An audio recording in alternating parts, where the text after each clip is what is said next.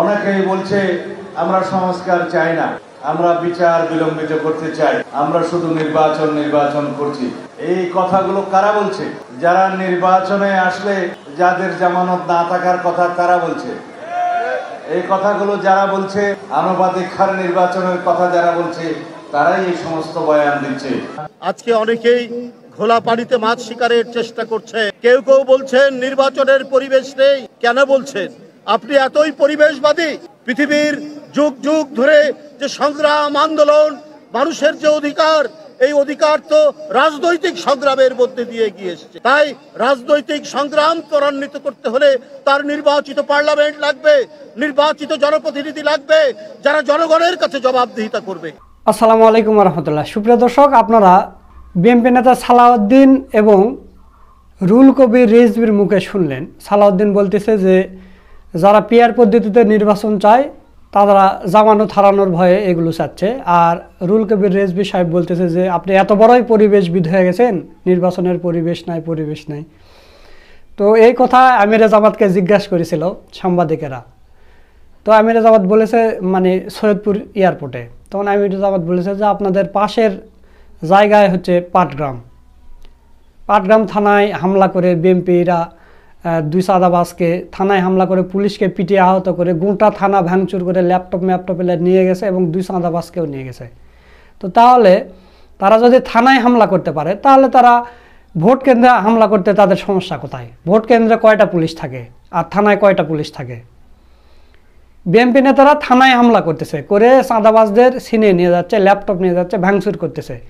তো তাহলে এটাও নাকি জামাত ইসলামের বলা বলে অপরাধ হয়ে গেছে যে পরিবেশ নেই। রুহুল কবির রিজভী বলতেছে আপনি এত বড় পরিবেশবিদ হয়ে গেছেন, আপনি এতই পরিবেশবাদী। তো এই হলো ব্যাপার দর্শক।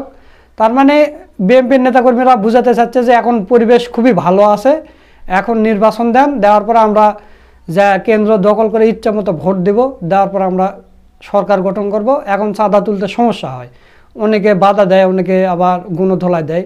আমরা যখন ক্ষমতায় আসবো তখন আর চাঁদা নিতে কোনো সমস্যা হবে না, বা থানায় গিয়ে ওসিকে পিটাবো, ওসিকে শর্ট থাপ্পড় দেবো, দিয়ে বের করে দেবো, এরকম করব। তো রুহুল কবির রিজভী সাহেব, আপনি কি এই পাটগ্রামের এই ঘটনা দেখেননি? আপনি যে কথাটা বললেন, আপনার কি লজ্জা শরম বলতে কিছু নেই? আগে পরিবেশ সৃষ্টি হোক, তারপরে আপনি নির্বাচন চাবেন। আর আপনার কথায় তো নির্বাচন হবে না। এখন বিএনপি বিনোদনের দল হিসেবে পরিণত হয়েছে, বিনোদন দিচ্ছে এখন মানুষকে। তো দর্শক, আজকের ভিডিওতে যে বিষয় নিয়ে কথা বলবো সেটা হচ্ছে, আপনারা স্ক্রিনে দেখতে পাচ্ছেন, বিএনপি নেতা সালাউদ্দিন আহমেদ বলেছেন সোহরাওয়ার্দী উদ্যানে কয়েকদিন আগে কয়েকটি দল সমাবেশ করেছে। কয়েকটি দল বলতে চরমনাইপির সমাবেশ করেছে ইসলামিক দলগুলোকে দাওয়াত দিয়ে, সেটা বলতেছে সালাউদ্দিন। তারা পিআর নির্বাচন চায়। যারা চরের দল হাসিনাকে হাত পাকা দিয়ে বাতাস করেছে, তারাও পিআর নির্বাচন চায়। তারা বলছে ওই নির্বাচন কমিশন থাকলে নির্বাচন করবে না, তারা বলছে পরিস্থিতি ঠিক না হলে নির্বাচন করবে না। যারা এই কথা বলছে তারা একটা চরের দল, যারা 16 বছর আওয়ামী লীগের সাথে ছিল, আওয়ামী লীগের সমস্ত নির্বাচনকে বৈধতা দেওয়ার জন্য হাত পাকা দিয়ে বাতাস করেছে। মানে চরমনাইপিরকে চরের দল বলতেছে। চরের দল বলতে কি, যেহেতু বরিশাল বাড়ি, চর এলাকা, এই জন্য চরের দল বলতেছে। আর হাসিনাকে নাকি গত 15 বছর হাত পাকা দিয়ে বাতাস করেছে। তো দর্শক, এটার জবাব আমরা দেব যে গত 15 বছর বিএনপি আওয়ামী লীগকে বৈধতা দিয়েছে নাকি চরমনাইপির বৈধতা দিয়েছে, এটা একটু আপনাদের দেখায়। সেটা হলো যে 2018 সালের কথাই বলি, আমি অত দূরে যাচ্ছি না। 2018 সালে হচ্ছে দিনের ভোট রাতে হয়েছে। রাতে হওয়ার পরেও কিন্তু বিএনপিকে কয়েকটা আসন দেওয়া হয়েছিল। বিএনপি কিন্তু জিততে পারবে না, তারপরও কয়েকটা আসন দেওয়া হয়েছিল যাতে করে বিতর্ক না ওঠে। তার মধ্যে উল্লেখযোগ্য হচ্ছে হারুন আর রুমিন ফারহানা, আর সাথে কয়েকটা দেওয়া হয়েছে। সর্বমোট মনে হয় 7টার মতো আসন দেওয়া হয়েছিল। তো তাহলে দিনের ভোট যদি রাতে হয়, তাহলে তো এদের আসন পাওয়ার কথা নয়। এটা কিন্তু আওয়ামী লীগ পরিকল্পিতভাবে এদের দিয়েছে। কিন্তু এরা সেই নির্বাচনকে বিতর্কিত করতে, কিন্তু এরা যদি সংসদে না যেত, এই হারুন রুমিন ফারহানা যদি 18 সালে সংসদে না যেত, তাহলে কিন্তু এই নির্বাচনটা বিতর্কিত হতো, 18 সালের নির্বাচন। কিন্তু না, তারা গিয়েছে এবং আওয়ামী লীগকে বৈধতা দিয়েছে না, এই নির্বাচন বৈধ হয়েছে।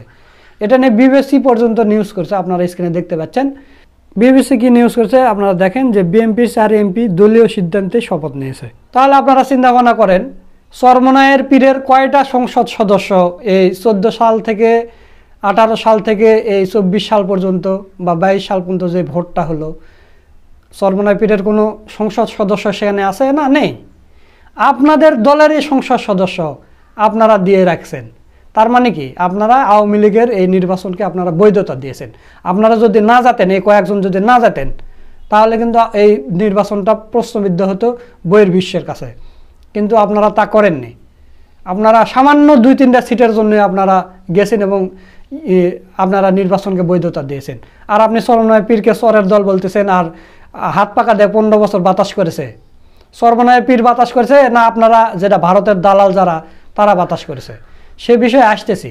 দর্শক, এরপর আরেকটা জিনিস দেখায়, আপনারা স্ক্রিনে দেখতে পাচ্ছেন। বিএনপি নেতা গয়েশ্বর কি বলেছে যে বিএনপি মাঠে নামলে নির্বাচন পিছানোর সাহস কারণে গয়েশ্বর, বিএনপি মাঠে নামলে নির্বাচন পিছানোর কারো সাহস নেই।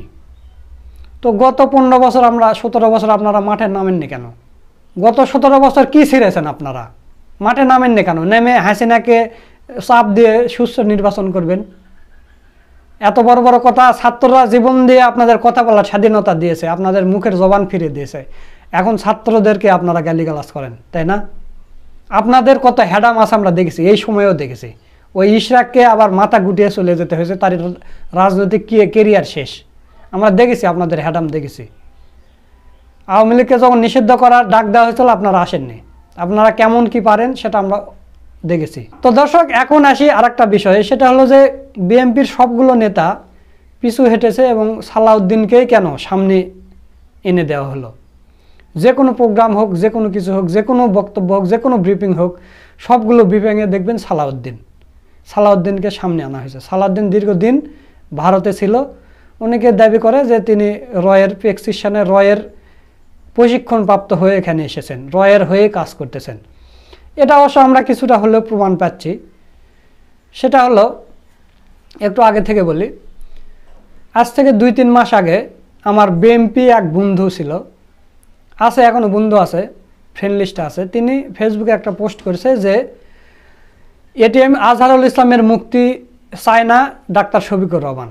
বর্তমান যিনি জামাতের আমির আছেন, ইনি এটিএম আজহারুল ইসলামের মুক্তি চান না, তিনি এটিএম আজহারুল ইসলামের মুক্তি আটকে দিয়েছেন। তো আমরা প্রশ্ন করব কেন আটকে দিয়েছে? সে বলতেছে যে আজহারুল ইসলাম যদি মুক্তি হয় তাহলে আমির হয়ে যাবে। এই কারণেই ডাক্তার শফিকুর রহমান তার আমিরত্ব ধরে রাখতে এটিএম আজহারুল ইসলামের মুক্তি চাচ্ছে না। তো আমি তাকে বললাম যে ভাই, আপনি জামাত সম্পর্কে আপনার ধারণা কি, শিবির সম্পর্কে ধারণা কি, তাদের নেতা নির্বাচন কিভাবে হয়, আমির নির্বাচন কিভাবে হয়, আপনি জানেন কিছু? তো বলতেছে আমরা জানি, সবই জানি, এটা নির্বাচন, এটা অত নেই, এসে হ্যানত্যান এগুলো বলতেছে। তাই আমি ওকে বললাম, ভাই, জামাতে ইসলামের কোনো নেতাকর্মীকে কোনো দায়িত্ব দিতে গেলে সে কাঁদে যে আমাকে এই দায়িত্ব দেওয়া হচ্ছে, আমি যদি সঠিকভাবে পূরণ করতে না পারি তখন আল্লাহর দরবারে আমি কী জবাব দেব? আর ইসলামী ছাত্র শিবিরের নেতা নির্বাচন হয় ভোটের মাধ্যমে, নির্বাহী কমিটির এবং রোকনদের ভোটের মাধ্যমে হয়। এটা আপনি ইচ্ছা করলে হতে পারবেন না। অপরদিকে আপনাদের বিএনপি আওয়ামী লীগের যেগুলো নেতা নির্বাচন হয় তারা ক্ষমতার বলে হয়। দেখা যাচ্ছে 2 জন ক্যান্ডিডেট আছে, একটা সভাপতির পদে 2 জন আছে। একজন সভাপতি হওয়ার জন্য অপরজনকে হত্যা করে সে সভাপতি হয়। আর জামাতে ইসলামের নেতাকর্মীদের কোনো পদ দিতে চাইলে সে নিতে চায় না, যে আমি এই দায়িত্ব পালন করতে পারবো না, আমাকে দেন না। এই হলো ব্যাপার। তো এখন দেখেন কেন এই কথাটা আমি বলতেছি। এখন দেখেন, যখন এটিএম আজহারুল ইসলামের মুক্তি হলো, মুক্তি হওয়ার পরে দলের সর্বোচ্চ নেতা এবং নির্বাহী পরিষদের যতগুলো নেতাকর্মীরা, বড় বড় নেতাকর্মীরা তাকে রিসিভ করেছে। রিসিভ করার পর ওখান থেকে শাহবাগে নিয়ে এসেছে, আনার পরে সম্বর্ধনা দেওয়া হয়েছে এবং এটিএম আজহারুল ইসলামের যে চেয়ারটা ছিল সেই চেয়ার ওই রকমই আছে এবং তার পদ তাকে ফিরে দেওয়া হয়েছে, সব কিছুই দেওয়া হয়েছে। এবং জামাতে ইসলামী ছাত্র শিবিরেরা এটিএম আজহারুল ইসলামকে মাথায় করে রেখেছে, মাথার তাজ করে রেখেছে। আচ্ছা, অপরদিকে এখন দেখেন লুৎফর রহমান বাবর, বিএনপির নেতা, সে প্রচণ্ড ভারত বিরোধী ছিল। ভারতের 7 সিস্টার ভাঙার জন্য তিনি 10টা অস্ত্র নিয়ে এসেছিল। সেই অস্ত্র মামলায় তিনি গ্রেপ্তার হয়। প্রায় 16-17 বছর তিনি জেলে থাকেন। তার মৃত্যু হয়ে যেত, তার ফাঁসির আদেশ হয়েছে। হাসিনা যদি আর কিছুদিন থাকতো হয়ে যেত মৃত্যু, কিন্তু তার হায়াত আছে। ছাত্ররা আন্দোলন করে তাদের নিজের জীবন দিয়ে বাবরের জীবন বাঁচাইছে। তো বাবর যখন বের হয়ে আসলো, বাবরও কিন্তু একজন বিএনপির বড় সিনিয়র নেতা। তো এটিএম আজহারুল ইসলামের মতো তার চেয়ার, তার পদ এবং তাকে যে কোনো ব্রিফিংয়ে এবং সম্মান দেওয়া এবং মাথার তাজ করে রাখা, এগুলো কিন্তু উচিত ছিল। কিন্তু আমরা কি দেখতে পাচ্ছি, বাবর বের হওয়ার পরে হয়তো 2-1টা কথা বলেছে, প্রোগ্রামে গেছে, এরপর থেকে বাবরকে আর সামনে আনা হচ্ছে না বা বাবরকে ঠেলে দেওয়া হয়েছে। এবং তার কোনো পদ নেই নাকি কিছুই নেই, তার কোনো মূল্যই নেই বিএনপিতে। অপরদিকে এটিএম আজহারুল ইসলামকে জামাত শিবিররা মাথায় তাজ করে রেখেছে। আপনারা দেখেছেন গত কয়েকটা প্রোগ্রাম, রংপুরের প্রোগ্রামে দেখেছেন, এটিএম আজহারুল ইসলামকে মাথা তাজ করে রেখেছে জামাত শিবিরেরা। আর লুৎফর রহমান বাবরকে তারা দূরে ঠেলে দিয়েছে। এতে করে বোঝা যায় যারা ভারতের বিরুদ্ধে কথা বলবে বা ভারত বিরোধী, সেগুলো নেতাদের বিএনপি থেকে কোনো স্থান নেই। বিএনপিতে সেই নেতাদের কোনো স্থান নেই। এবং যারা ভারতের ট্রেনিং প্রাপ্ত হয়ে আসবে, তারাই এখন মানে মির্জা ফখরুল পর্যন্ত, আব্বাস, মির্জা ফখরুল, রুহুল কবির রিজভী, এরা পর্যন্ত এখন ব্রিফিং দেয় না, সালাউদ্দিন দেয়। কারণ এই ট্রেনিং প্রাপ্ত হয়ে এসেছে। তো তারেক রহমানের যে বিএনপি বা খালেদা জিয়ার যে বিএনপি, জিয়াউর রহমানের যে বিএনপি, সেই বিএনপি যারা আছে তাদের কোনো ঠাঁই নাই। যেমন ধরেন ডক্টর ফয়জুল হক ভাই, ডক্টর ফয়জুল হক ভাইয়ের কোনো বিএনপিতে ঠাঁই নাই। তারপরে এই লুৎফর রহমান বাবর, তারপরে আরেকজন আছে প্রবাসী অস্ট্রেলিয়া থেকে।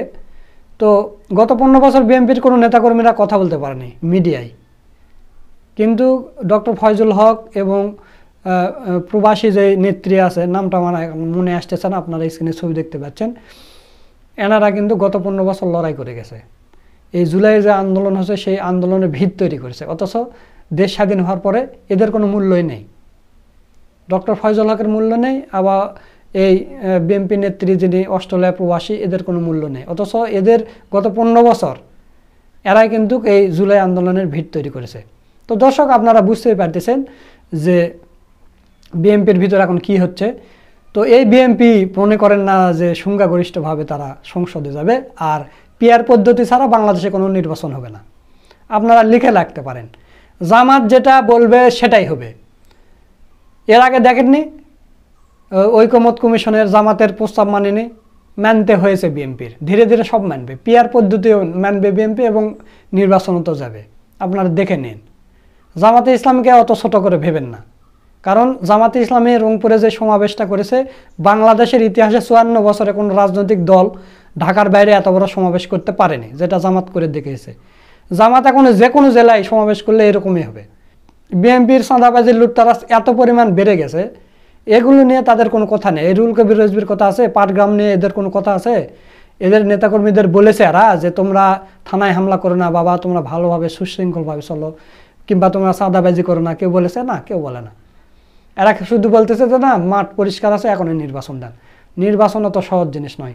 জামাতের আমির যেটা বলবে সেটাই হবে এই বাংলাদেশে। আপনারা লিখে রাখেন, পিআর পদ্ধতিতে নির্বাচন হবে এবং সুষ্ঠু নির্বাচনই হবে।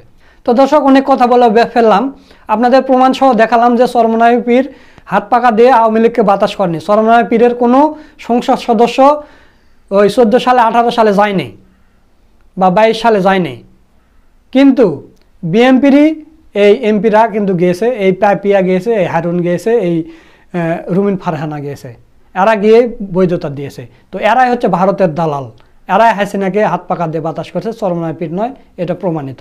তো এই কথা বলে আজকের ভিডিও এখানে শেষ করছি। তো প্রিয় দর্শক, সব মিলে আজকের ভিডিওটা আপনাদের কাছে কেমন লেগেছে তা অবশ্যই কমেন্ট করে জানিয়ে দেবেন। ভিডিওটা ভালো লাগলে শেয়ার করবেন।